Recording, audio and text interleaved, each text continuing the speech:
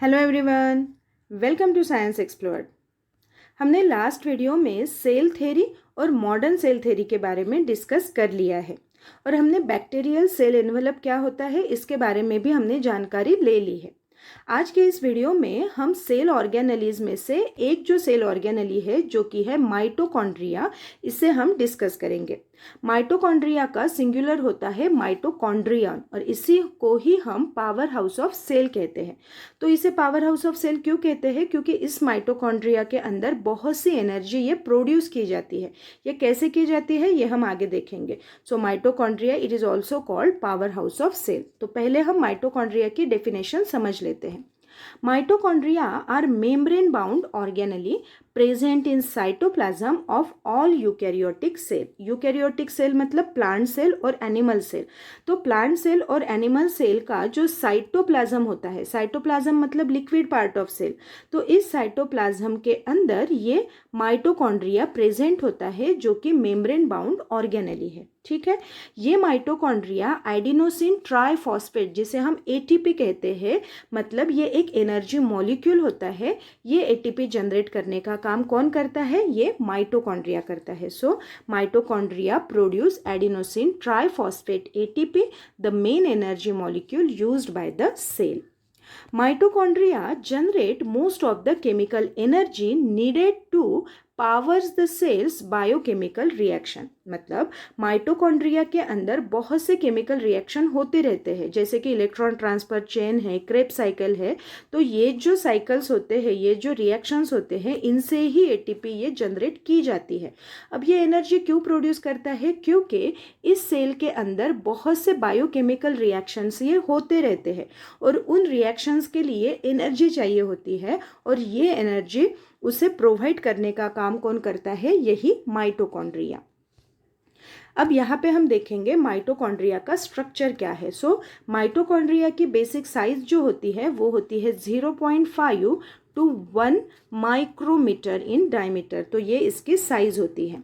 It was first describe by German pathologist name Richard Altmann in year 1890। So 1890 में इसकी discovery हुई थी। आल्टमन नाम के साइंटिस्ट ने माइटोकॉन्ड्रिया को डिस्कवर किया था। The mitochondria is double membrane rod shape structure found in both plant and animal cell. हमने पहले ही डिस्कस किया है कि यूकैरियोटिक सेल के अंदर डबल मेम्ब्रेन वाला रॉड शेप का स्ट्रक्चर दिखता है जिसे हम माइटोकॉन्ड्रिया कहते हैं। तो ये हम स्ट्रक्चर ऐसे निकालते हैं, सो इस वजह से इसको रॉड शेप कहा गया है। ठीक है, it composed of phospholipid bilayer and protein. मतलब ये जो माइटोकॉन्ड्रिया के लेयर्स होते हैं, ये जो डबल मेम्ब्रेन बाउंड ऑर्गेनेली है, ये बनी किससे है? ये बनी होती है फॉस्फोलिपिड बाइलेयर और प्रोटीन से। Mitochondria have their own genetic material. इस माइटोकॉन्ड्रिया के अंदर इनका खुद का जेनेटिक मटेरियल होता है। मतलब मान लो ये कोई एक सेल है, तो सेल का जेनेटिक मटेरियल उसके न्यूक्लियस के अंदर होता है। बट सेल का तो न्यूक्लियस होगा ही, बट मतलब सेल का न्यूक्लियस होगा और उनका जेनेटिक मटेरियल रहेगा ही। बस ये जो माइटोकॉन्ड्रिया है इसके पास इसका खुद का जेनेटिक मटेरियल होता है। इस जेनेटिक मटेरियल के हेल्प से ये खुद का सेल डिवीजन भी, मतलब ये जो माइटोकॉन्ड्रिया है इस माइटोकॉन्ड्रिया को डिवाइड भी कर सकता है। So mitochondria have their own genetic material. इनका जो जेनेटिक मटेरियल होता है वो जनरली सर्कुलर डीएनए होता है जो कि एटीपी बनाने के लिए भी हेल्प करता है। इस पिक्चर में आप माइटोकॉन्ड्रियल डीएनए देख सकते हो। नेक्स्ट जो पॉइंट है वो है generally mitochondria are inherited only from the mother. मतलब मदर से ही माइटोकॉन्ड्रिया ये बच्चों में आया है। अब इसका मीनिंग समझने के लिए हम यहाँ पे कुछ पॉइंट डिस्कस करते हैं। देखो, मान लो ये एक स्पर्म है, ओके, जो कि फादर से आया है। अब ये स्पर्म जब एक के साथ फ्यूज होगा तब फर्टिलाइजेशन की प्रोसेस होगी और फर्टिलाइजेशन के बाद जाइगोट ये बन जाएगा और इसी जाइगोट का सेल डिवीजन होके ह्यूमन बीइंग ये प्रोड्यूस हो जाएगा, मतलब ह्यूमन बेबी ये प्रोड्यूस हो जाएंगे। ठीक है, बट जब ये फ्यूजन की प्रोसेस होती है, मतलब जाइगोट बनने के पहले वाली जो प्रोसेस होती है, मतलब ये जो एग है, अब एग के अंदर इसका खुद का जेनेटिक मटेरियल रहेगा और ये जो स्पर्म है, ये स्पर्म खुद का न्यूक्लियस के अंदर जेनेटिक मटेरियल लेके आएगा। अब जब फ्यूजन होगा, फर्टिलाइजेशन होगा, तब ये जेनेटिक मटेरियल एग का रहेगा और स्पर्म ने खुद का जेनेटिक मटेरियल यहाँ पे छोड़ दिया है। सो अब यहाँ से मतलब स्पर्म से सिर्फ जेनेटिक मटेरियल और सेंट्रोजोम, ये दो ही चीज़ें इस एग के अंदर आएगी और बाकी की जो भी सेल ऑर्गेनेली है वो सिर्फ किसके रहेगी, ये एग की रहेगी। सो एग में जो माइटोकॉन्ड्रिया है वही एग का माइटोकॉन्ड्रिया आने वाले बेबी में चला जाएगा। ठीक है, सो ये जो सेंटेंस है इसका मीनिंग यही निकलेगा कि genetically mitochondria are inherited only from the mother.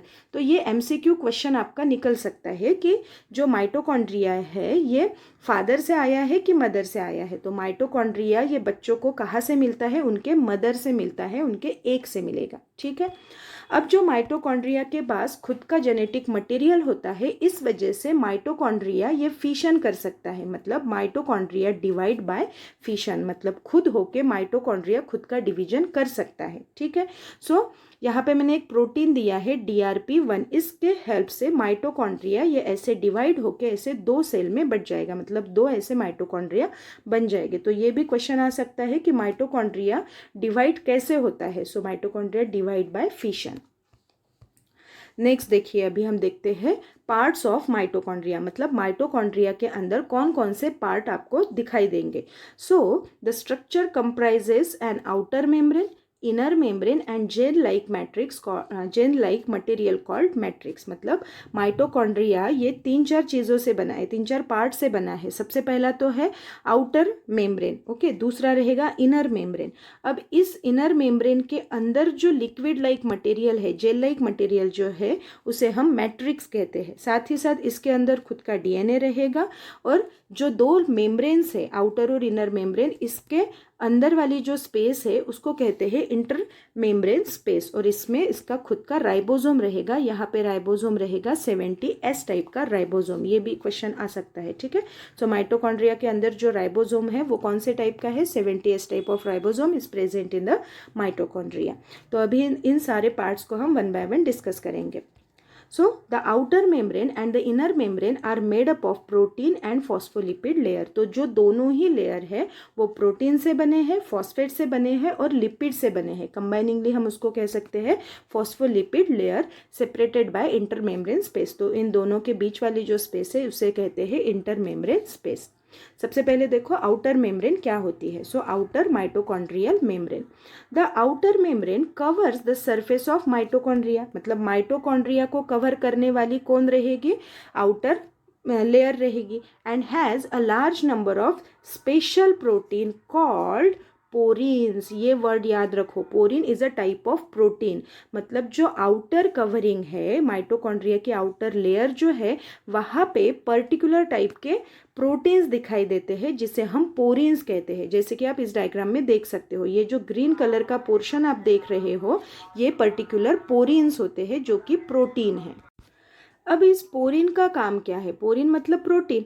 तो इस प्रोटीन का क्या काम होता है जो कि आउटर लेयर पे होते हैं, तो इसका काम होता है एक्सचेंज ऑफ मटेरियल। सो ये वोल्टेज गेटेड चैनल जैसे काम करते हैं। मतलब इन्हीं में से स्मॉल मॉलिक्यूल्स या फिर आयंस जो है, यहाँ पे देखो ये आयंस है, सोडियम पोटेशियम, ये आयन जो है, या फिर NADH ATP, ऐसे ये जो मॉलिक्यूल्स होते हैं ये ट्रांसफ़र होने के लिए हेल्प करते हैं। मतलब बाहर से अंदर या फिर अंदर से बाहर जाने के लिए ये पोरीन मॉलिक्यूल बहुत ज़्यादा इंपॉर्टेंट है।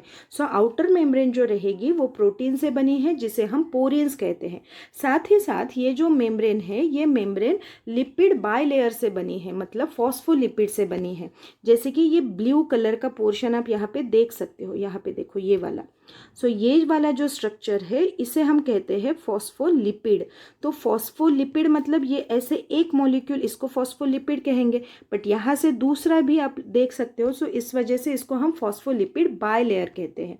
सो ये फॉस्फोलिपिड जो बना है ये किससे बना है, तो इसका जो हेड पोर्शन है ये होता है फॉस्फेट मॉलिक्यूल जो कि हाइड्रोफिलिक नेचर का है। ये क्या बोला मैंने, फॉस्फेट। ठीक है। हेड क्या है? फॉस्फेट मॉलिक्यूल है जो कि हाइड्रोफिलिक, हाइड्रोफिलिक का मतलब है, हाइड्रो का मीनिंग होता है वाटर और फिलिक का मतलब होता है, फिलिक मतलब love, loving. Okay, so water loving molecule है। जो फॉस्फेट है, जो हेड पोर्शन है, वो वाटर लविंग मॉलिक्यूल होता है। और इसका जो टेल पोर्शन रहेगा जो कि है हाइड्रोफोबिक टेल।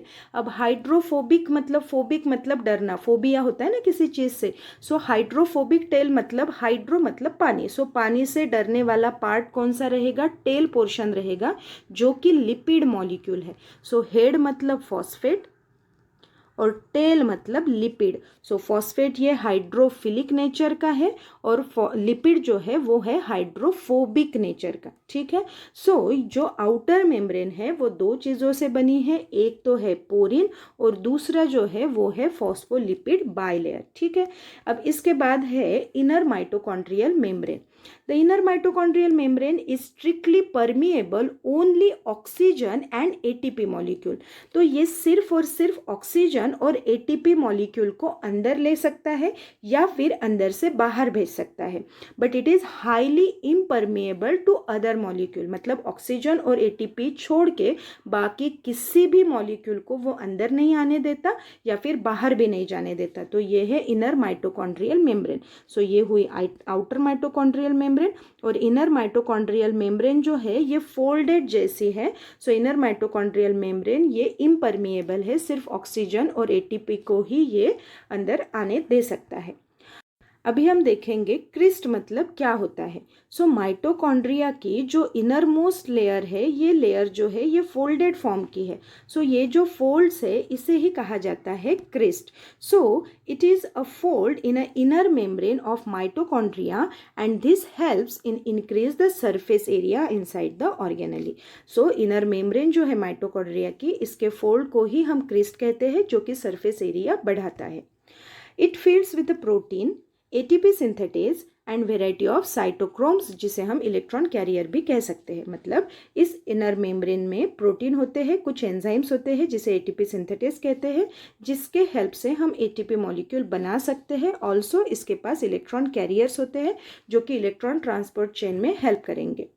सो ये एटीपी बनाने के लिए यूजफुल है। ये जो क्रिस्ट है, ये जो फोल्ड्स है, ये एटीपी के लिए बहुत ज़रूरी होते हैं। ये सरफेस एरिया बढ़ाते हैं, इस वजह से जितना ज़्यादा सरफेस एरिया उतना ज़्यादा एटीपी प्रोडक्शन होगा। A number of chemical reaction takes place within a inner membrane of mitochondria. तो इनर मेम्ब्रेन जो है माइटोकॉन्ड्रिया की, वहाँ पे बहुत से केमिकल रिएक्शंस होते हैं। जैसे कि इनर मेम्ब्रेन के अंदर होती है क्रेब्स साइकिल, और जो मेम्ब्रेन है, इनर मेम्ब्रेन जो है, इसके ऊपर होगी इलेक्ट्रॉन ट्रांसफर चेन। सो इस वजह से यहाँ पे बहुत से रिएक्शन होते रहते हैं। अभी हम देखेंगे कि ऑक्सीजोम मतलब क्या होता है। तो जो माइटोकॉन्ड्रिया की जो इनर मेम्ब्रेन है, ये फोल्डेड है, इसको हमने क्रिस्ट कहा था। तो इस इनर फोल्डेड मेम्ब्रेन के पास ऐसा कुछ मॉलिक्यूल होता है, ऐसे कुछ मॉलिक्यूल्स यहाँ पे बहुत सारे दिखाई देंगे। इसे हम ऑक्सीजोम कहते हैं। ऑक्सीजोम को ही हम F0 F1 पार्टिकल कहते हैं। अगर इस ऑक्सीजोम को हम जूम करके ऐसे बाहर निकालेंगे तो कुछ पर्टिकुलर ऐसा पोर्शन दिखाई देगा। ठीक है। तो इसमें से ये जो ऊपर वाला हेड पोर्शन है, इसे हम कहते हैं F1 पार्टिकल, और जब ये जो फुट लाइक पोर्शन दिख रहा है, इसे हम कह सकते हैं F0 particle. So head portion मतलब F1 और जो फुट पोर्शन दिख रहा है वो रहेगा F0 पार्टिकल। तो इस डायग्राम में आप क्लियरली समझ सकोगे। तो ये है इनर माइटोकॉन्ड्रियल मेम्ब्रेन, और यहाँ पे ब्राउनिश कलर के ऐसे पार्ट दिखाई दे रहे हैं जो कि है ऑक्सीजोम या फिर F0 F1 पार्टिकल। तो इसमें से जो हेड पोर्शन है जो कि F1 पार्टिकल है, उसी को ही हम पेरिफेरल मेम्ब्रेन प्रोटीन कहेंगे, और जो F0 पार्टिकल है उसी को ही हम इंटीग्रल मेम्ब्रेन प्रोटीन कहेंगे। अब इन दोनों पार्ट के पास कुछ चीज़ें होती है, जैसे कि F1 जो है, मतलब जो हेड पोर्शन है, उसके पास एक एंजाइम होता है। उस एंजाइम का नाम है एटीपी सिंथेटेज, और ये एटीपी सिंथेटेज एटीपी बनाने के लिए हेल्प करता है इस ऑक्सीजोम को। सो ये कंप्लीट पोर्शन क्या है? ऑक्सीजोम। तो ऑक्सीजोम का F1 पार्ट जो है उसके पास रहेगा एटीपी सिंथेटेज, और जो ऑक्सीजोम का F0 पार्टिकल है, उसके पास रहेगा प्रोटॉन चैनल। तो यहाँ पे रहेगा प्रोटॉन चैनल जो कि ATP बनाने के लिए हेल्प करेगा। सो F1 के पास ATP सिंथेटेज और F0 के पास प्रोटॉन चैनल। तो ये एग्जाम के लिए इम्पोर्टेंट हो सकता है। नेक्स्ट देखो, oxysome involve in a proton pumping and ATP synthetase, मतलब ATP बनाने के लिए ये हेल्प करेगा, जिसे हम ऑक्सीडेटिव फॉस्फोरिलेशन कहते हैं। फॉस्फोरिलेशन मतलब formation of ATP। So oxidative phosphorylation मतलब ATP बनाने के लिए ये ऑक्सीजोम हेल्पफुल है, जो कि इनर माइटोकॉन्ड्रियल मेम्ब्रेन के पास है F1 F0 पार्टिकल। कुछ पर्टिकुलर ऐसे दिखेगा। अगर यहाँ पे मैं स्ट्रक्चर निकालूँ इनर मेम्ब्रेन का, तो ये ऐसे ऐसे ऐसे मेम्ब्रेन रहेगा और इस मेम्ब्रेन के अंदर ये ऐसे ऑक्सीजोम रहेगा। सो ऑक्सीजोम बेस, स्टॉक और हेड पोर्शन से बना है, जो कि ATP बनाने के लिए हेल्प करेगा। उसके बाद देखेंगे मैट्रिक्स क्या है। तो ये जो इनर माइटोकॉन्ड्रियल मेम्ब्रेन है, इसके अंदर जो जेल लाइक लिक्विड रहेगा, इसको ही हम क्या कहते हैं, matrix. So the mitochondrial matrix is a viscous fluid that contain mixture of enzymes and protein. तो मैट्रिक्स में आपको क्या मिलेगा, प्रोटीन्स मिलेंगे और कुछ एंजाइम्स मिलेंगे। So it contain about 2/3 of the total protein in a mitochondria, मतलब टोटल माइटोकॉन्ड्रिया का जो प्रोटीन रहेगा वो मैट्रिक्स में ही मैक्सिमम रहेगा। नेक्स्ट जो पॉइंट है वो है, it also comprises enzymes, ribosome, inorganic ions, mitochondrial DNA, tRNA, nucleotide, cofactors and organic molecule. तो ये सारी चीज़ें कहाँ पे रहेंगे, इस मैट्रिक्स के अंदर रहेंगे। हमें पता है राइबोसोम इसमें कौन से है, 70S टाइप का राइबोसोम है। यहाँ पे एंजाइम्स रहेंगे, कुछ आयंस रहेंगे, उनका खुद का DNA रहेगा। तो ये सारी चीज़ें कहाँ पे मिलेगी, मैट्रिक्स के अंदर मिलेगी। So matrix is important in a production of ATP। हमें पता है कि यहाँ पे ATP जनरेट होता है। सो इसलिए हम इसी को पावर हाउस ऑफ सेल कहते हैं। तो पावर हाउस ऑफ सेल समझने के लिए हमें इलेक्ट्रॉन ट्रांसपोर्ट चेन लर्न करना पड़ेगा। तो जो ETC चेन होती है ना, वो इनर माइटोकॉन्ड्रियल मेम्ब्रेन के ऊपर होती है और बहुत से मॉलिक्यूल्स बनते हैं ATP के, और उसी से हमें एनर्जी मिलती है। सो इलेक्ट्रॉन ट्रांसपोर्ट चेन क्या है, अगर ये आपको मेरे साथ पढ़ना है तो आप मुझे कमेंट बॉक्स में लिख के भेजिए, हम हमारा अगला वीडियो इसी के ऊपर बनाएंगे, ठीक है। लास्टली हम यहाँ पे माइटोकॉन्ड्रिया के सारे फंक्शंस डिस्कस करेंगे। So the most important function of mitochondria is to produce energy. हमें पता है माइटोकॉन्ड्रिया ये एनर्जी प्रोडक्शन के लिए सबसे इंपॉर्टेंट सेल ऑर्गेनेली है। सो ये ATP प्रोडक्शन के लिए हेल्प करेगा। दूसरा है रेगुलेशन ऑफ इम्यूनिटी, मतलब इम्यूनिटी बूस्ट करने के लिए भी हमें एनर्जी चाहिए। इसका इनडायरेक्टली मीनिंग क्या निकलता है कि इम्यूनिटी के लिए भी हमें माइटोकॉन्ड्रिया चाहिए। ये कैल्शियम बैलेंस रखने के लिए भी बहुत इंपॉर्टेंट है।